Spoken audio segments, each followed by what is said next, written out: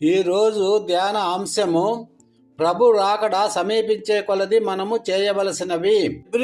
ఎబ్రి 10:24 కొందరు మానుకొనుచున్నట్లుగా సమాజముగా కూడుట మానక ఒకరినొకడు హెచ్చరించుచు ఆ దినము సమీపించుట మీరు చూచిన కొలది మరి ఎక్కువగా అలాగు చేయుచు ప్రేమ చూపుటకును సత్కార్యములు చేయుటకును ఒకరినొకడు పురికొల్పవలనని ఆలోచింతము.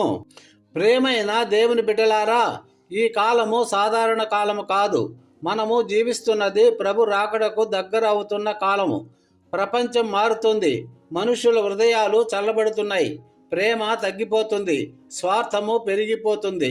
అలాంటి కాలములో దేవుని వాక్యము మనలను హెచ్చరిస్తుంది, బలపరుస్తుంది, మార్గము చూపుతుంది. ఈరోజు మనము ఆలోచించబోయే అంశం ఏంటంటే ప్రభు రాకడ సమీపించే కొలది మనము ఎలా జీవించాలి. వాక్య భావన. ఈ వాక్యములో 3 ముఖ్యమైన ఆదేశాలు కనిపిస్తున్నాయి. 1, ఒకరిని ఒకరు ప్రేమకు సత్కార్యాలకు పురుగొల్పుకోవాలి. 2, సమాజంగా కూడుట మానకూడదు. ఆ దినము సమీపించుచున్న కొలది ఇంకా ఎక్కువగా హెచ్చరించుకోవాలి. ఇవి సూచనలు కాదు, ఆజ్ఞలు. ప్రభు రాకడను ఉనికి సంఘానికి ఇవే జీవన లక్షణాలు. మన పరిస్థితిని ఒకసారి చూసినట్లయితే, నేస్తమా, ఈ రోజుల్లో ప్రజలు ఇలా అంటారు: నాకు ఒంటరిగా నాకు ప్రార్థన చాలు, సమాజము అవసరం లేదు, నాకు ఇతరుల గురించి ఆలోచించడానికి సమయం లేదు. కానీ దేవుని వాక్యము ఇలా చెప్పడం లేదు మిత్రమా. ప్రభు రాకడ దగ్గర పడుతున్న కొలది ఒంటరిగా కాదు, మనమందరము కలిసి ఉండాలి. మౌనముగా కాదు, హెచ్చరిస్తూ ఉండాలి. స్వార్థంగా కాదు, ప్రేమతో పలకరించాలి, జీవించమని చెబుతుంది. చిన్న ఉపమానం.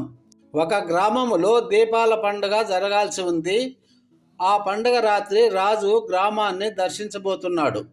రాజు చెప్పిన ఆజ్ఞ ఏంటంటే, నేను వచ్చే రాత్రి ప్రతి ఇంట్లో కూడా దీపము వెలుగుతూ ఉండాలి.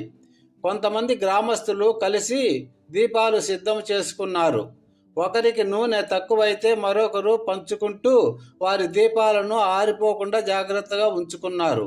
కానీ కొందరు మాత్రం ఇలా అనుకున్నారు: నేను ఒంటరిగా చూసుకుంటానులే, ఇతరులు నాకు అవసరం లేదు అని అనుకున్నారు.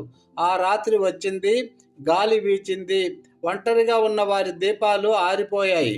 కానీ కలిసి ఉన్న వారి దీపాలు వెలుగుతూనే ఉన్నాయి. రాజు వచ్చినప్పుడు వెలుగు ఉన్న ఇళ్లలోనే నిలిచాడు. నేస్తమా, ప్రభు రాకడ సిద్ధంగా ఉండేది ఒంటరిగా కాదు, కలిసి ఉన్న వారి కోసమే. యేసు నామములో ప్రార్థిస్తున్నాము తండ్రి, ఆమేన్. ఒకరిని ఒకరు